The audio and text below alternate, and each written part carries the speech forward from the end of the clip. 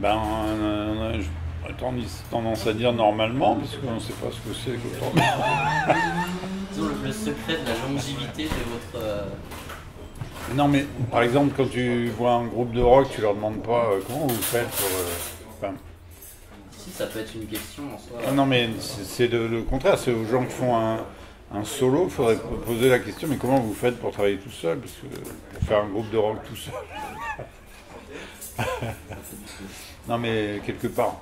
C'est-à-dire que si on arrive à trouver une façon de fonctionner à deux, mais bon, si vous vous intéressez un peu à notre façon de travailler, on a d'abord travaillé dans Groland longtemps en écrivant des sketchs tous les deux, en jouant dans des sketchs tous les deux. Donc, enfin, c'est une espèce on va dire, de complicité qui se forge avec le temps et qui, et pour l'instant, au contraire, moi, je trouve que c'est bien. À chaque fois, ça change, c'est une nouvelle aventure. Mais le cinéma, c'est avant tout une aventure collective. Hein. C'est pas un truc de solo, quoi. Le cinéma, c'est comme le rock ou le foot ou je sais pas quoi. Il y a non seulement on travaille tous les deux, mais enfin l'écriture, la réalisation, mais à chaque fois, on retrouve nos comparses divers du film, notre chef-op Poulain, notre monteur Stéphane Elmadjian, etc., etc. Donc le cinéma, il y a toujours quelque chose à faire. Et c'est vrai que le réalisateur, ou là en l'occurrence les réalisateurs, on doit prendre les décisions les plus importantes, mais on les fait de concert, quoi. Donc il y aura toujours un pour rattraper l'autre, il y a toujours un pour quand il y a un doute, tout de suite l'autre a un doute, donc on sent que c'est pas l'enthousiasme, donc on revient sur l'idée, puis après on en trouve une autre, on rebondit, etc. Enfin, ça nous permet d'enrichir à chaque fois le projet, le film, parce que le plus important c'est le film lui-même, c'est pas de savoir combien de personnes ont travaillé dessus. Donc je sais pas, il se trouve que ça fonctionne comme ça, et tant mieux, parce qu'il faut être fort pour faire. Faut être vraiment fort, hein, pour faire des films. Il faut vraiment être fort, en fait. Je me rends compte de ça, même après la sortie d'un film. Il faut être vraiment fort, parce que. Même dur de faire des mauvais films. Hein, ouais, voilà. Non, un film, c'est vraiment un investissement vraiment fort. Et en fait, c'est pour ça qu'on est deux, parce qu'en fait, nous, on n'aime pas préparer trop les choses, justement, parce qu'on aime bien les imprévus aussi. On n'aime pas que ce soit trop. Enfin, que les choses soient trop écrites, ou les storyboards, j'en parle même pas, mais du coup, des aventures, quoi. Ça laisse la porte ouverte à trouver des trucs sur place. Et en fait, par exemple, là, je sais on réécrivait vraiment tout le temps au quotidien des trucs nouveaux pour Jean Dujardin qui, à chaque fois, voyait arriver des bouts de feuilles, quelquefois écrits à la main, avec un nouveau texte, soit parce qu'on coupait dedans, soit parce qu'on rajoutait un truc. Et tous les jours, ça se passe comme ça. Donc, pour lui, c'est un travail intellectuel, mais pour nous aussi, parce qu'au bout de 8 films, le seul truc qu'on peut dire, c'est qu'avec un petit peu plus d'expérience, on voit arriver un peu plus les trucs trop longs ou qui vont pas marcher. Donc effectivement, là on s'améliore un peu. On fait toujours les mêmes, enfin, des erreurs. On en fait d'autres, mais on fait plus les mêmes. On fait d'autres. Voilà. C'est même quand on est sur le tournage, on a tous les deux le casque et tout, donc on essaye de voir si s'il y a une forme de naturel, si ça fonctionne, si on sent pas le jeu, etc. Et généralement, c'est vraiment quand notre avis est, quand on est d'accord tous les deux, généralement ça veut dire que c'est bon, quoi. Et tant que c'est pas le cas, on n'arrête pas de tourner. Ou alors c'est qu'on a faim. Hein, ou alors ça peut arriver. Ça peut arriver. Non, mais je veux dire, mais du coup, les acteurs nous font confiance aussi pour ça. Ils sont là, ils nous regardent à la fin, ils nous regardent tous les deux. On est là tous les deux avec nos lunettes de soleil.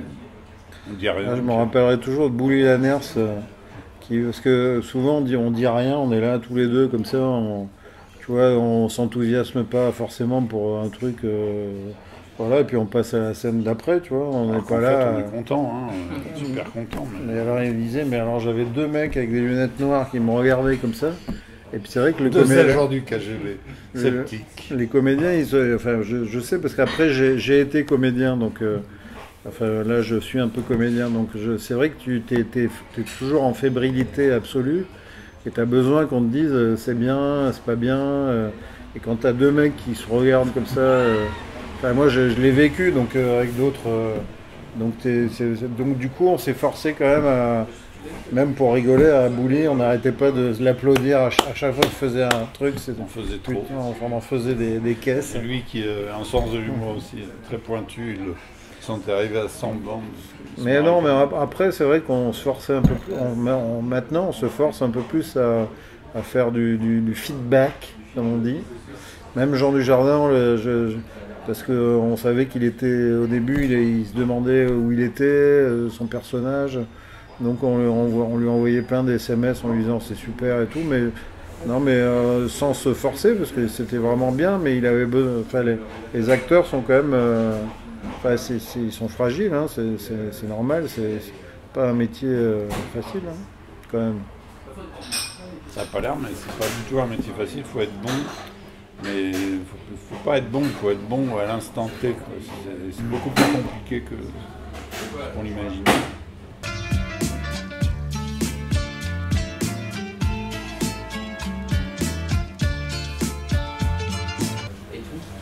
Ça fait plaisir que tu parles de ça parce que je pense que tu es le seul journaliste en France qui l'a vu et qui ne le verra jamais. Alors que nous, on en est intimement persuadés.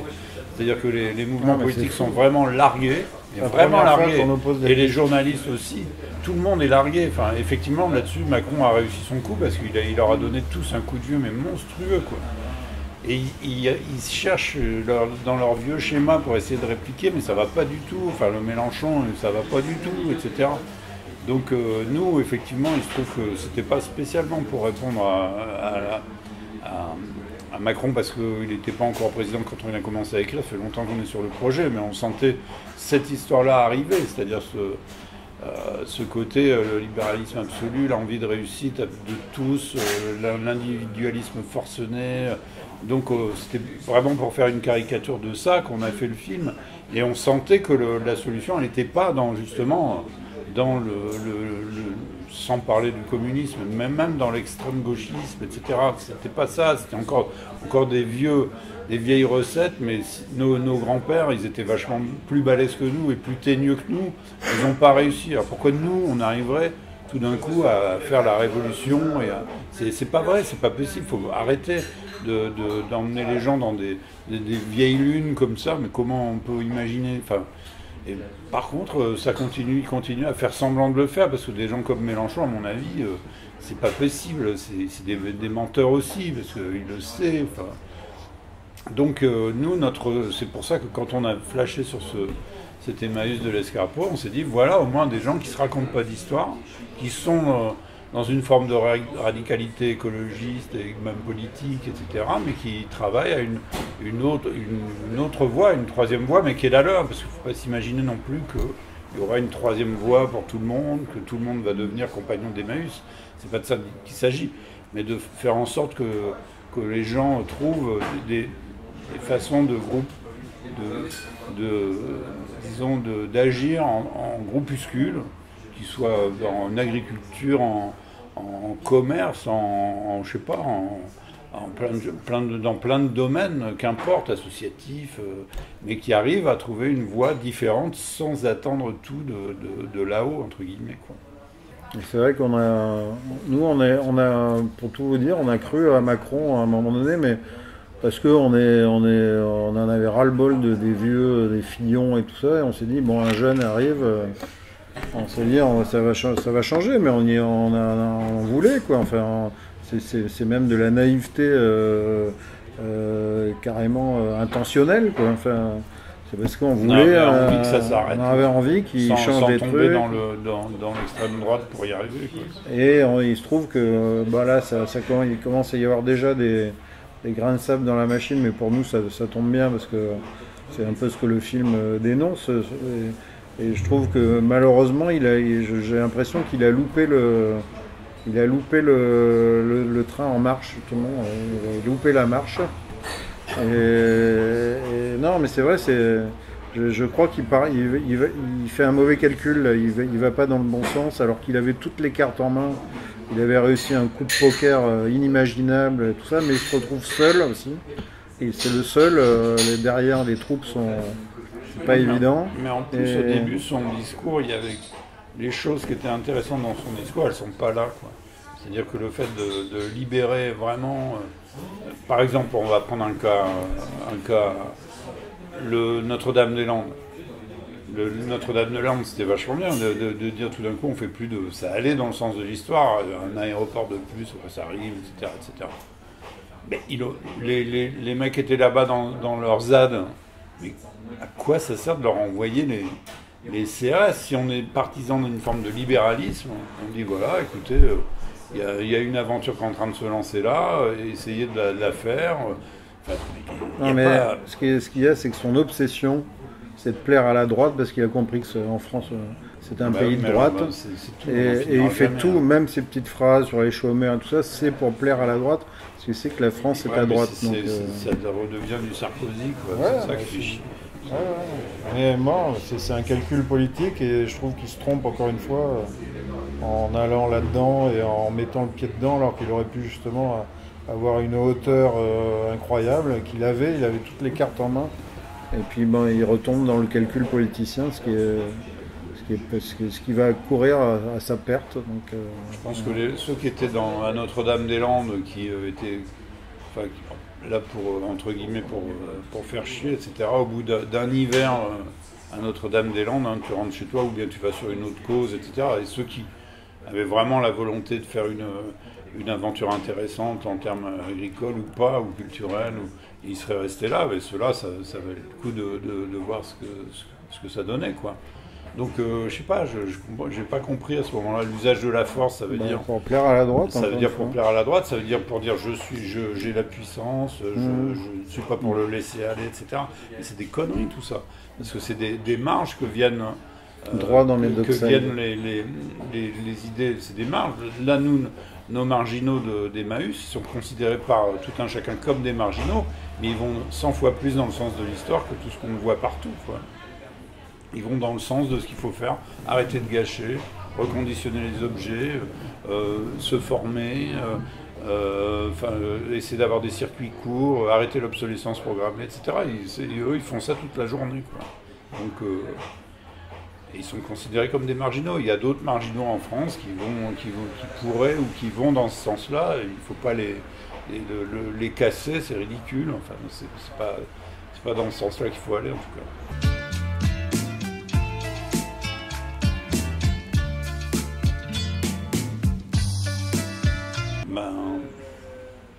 Non, mais lui, il essaye de faire passer la parole du discours dominant, mais il essaye de toutes ses forces, parce qu'en fait,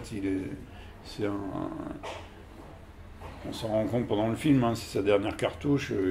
S'il est en peignoir et en mule, c'est pas parce qu'il sort d'un grand hôtel, c'est parce qu'il n'a plus rien du tout. Donc lui, il est à fond dans son truc.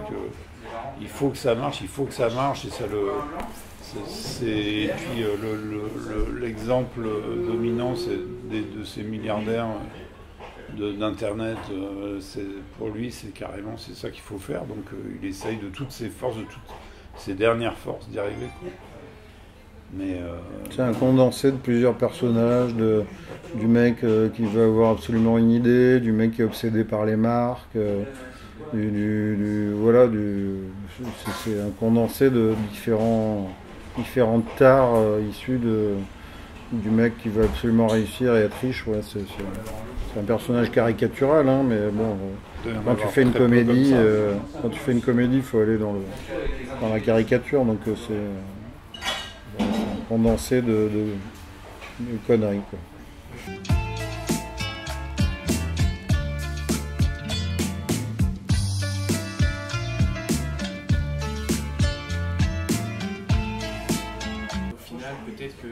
Ouais, avant même son accident, ils commencent à s'en rendre compte. Ouais. Et l'accident, c'est le choc psychologique absolu, parce qu'il était... en fait, ils sont sourds et aveugles, c'est comme le capitalisme ou les grands capitaines d'industrie. Moi, ça m'a toujours scier que par exemple des grandes compagnies pétrolières peuvent raser des forêts, le gaz de schiste, tout ça. Et c'est quand même des hommes qui dirigent ces entreprises et ils ne voient pas les ravages que ça. Enfin, faut être sacrément tordu pour aller raser des forêts, des régions entières pour le seul profit. Il faut être vraiment taré dans sa tête, quoi, pour moi. Et donc voilà, lui, il est sourd, aveugle, et il est enfermé dans son truc et il fonce là-dedans et jusqu'à ce qu'effectivement il y ait un choc qui va nous arriver peut-être un jour. Ça va être assez violent, hein, mais effectivement, mais ce qui est dingue, c'est que par exemple un truc comme Fukushima qui est arrivé, mais il continue à faire le nucléaire derrière. Donc même ça, même un choc pareil, ça réussit pas. Donc il va falloir on est là, il fait 40 degrés dehors, on est en septembre, bon, les gens sont contents parce qu'il fait beau, mais moi ça me fait flipper, quoi. Et donc un jour, je sais pas, il va arriver quelque chose de très grave. Ça va dire, peut-être qu'on sera plus là d'ailleurs. Mais on se demande ce qui peut arriver parce que par exemple Fukushima, effectivement, je me souviens que quand c'est arrivé, c'était pas, enfin on savait pas trop en plus parce que le noyau machin, on savait pas ce qu'il était devenu. Enfin c'est délirant. Ça fait des fumées, pas des fumées, mais des émissions radioactives. Mais en gros, si tout ça se pétait, l'ensemble de la centrale pétait, mais il fallait se barrer de l'hémisphère nord. Parce que les vents ne tournent que sur un minute. Non mais c'est fou, quoi. C'est incroyable. Et normalement, quoi qu'il arrive, il fallait faire ce qu'ont fait les Allemands, c'est arrêter tout, quoi. À nous, non. Bah, comme on en fait, on continue. Et on est capable, on se fout de la gueule des Américains avec leurs armes à feu, mais nous, qu'est-ce que c'est? Le nucléaire, c'est pire. Enfin, je veux dire, on n'a pas à se foutre de la gueule de personne.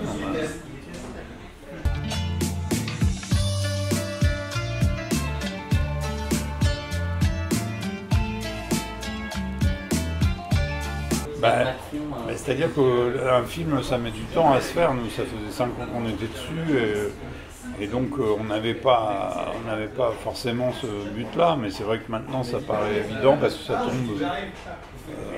On est en plein dedans, quoi. Donc effectivement, nous, le tournage a eu lieu genre 2 mois après l'élection, donc on a glissé quelques petits trucs dans le genre l'ancien monde, le nouveau monde. Je suis en marche, etc. Mais c'était pas le but a priori. Mais bon, on en arrive là. De toute façon, Macron, c'est quand même le produit d'une forme de civilisation. Donc ça y est, on y est, quoi. Non, mais le choix de Jean Dujardin, c'est vrai que c'est la première fois qu'on travaille avec lui, hein, mais à la fois, effectivement, c'est un film qu'on a plus dialogué que les autres parce qu'on savait que lui serait capable de... Enfin, je sais pas, il a ce côté, il a quand même du bagou, il a un côté... Enfin, nous, on voulait un côté vendeur de cravate du personnage, donc on savait que Jean, il avait ce côté un peu... Enfin, dans ses films, en général, il est plus bavard, par exemple, qu'un Poulvord ou qu'un Dupontel qu'on a souvent utilisé, ou qu'un Depardieu dans nos films. Et on savait qu'il incarnerait bien ce genre de personnage, c'est pour ça qu'on a écrit beaucoup plus de dialogues que d'habitude, mais effectivement, voilà, c'est aussi pour ça qu'on a choisi Jean Dujardin pour ce rôle-là, et inversement, enfin les deux... On n'écrit jamais, nous, un film sans avoir l'acteur principal déjà choisi, parce que donc c'est vrai qu'on écrit, soit pour Depardieu ou pour tout le monde, on leur écrit des rôles un peu sur mesure, entre guillemets, mais c'est comme ça nous aide à écrire des dialogues, soit pour Yolande aussi, pour tous les comédiens d'ailleurs.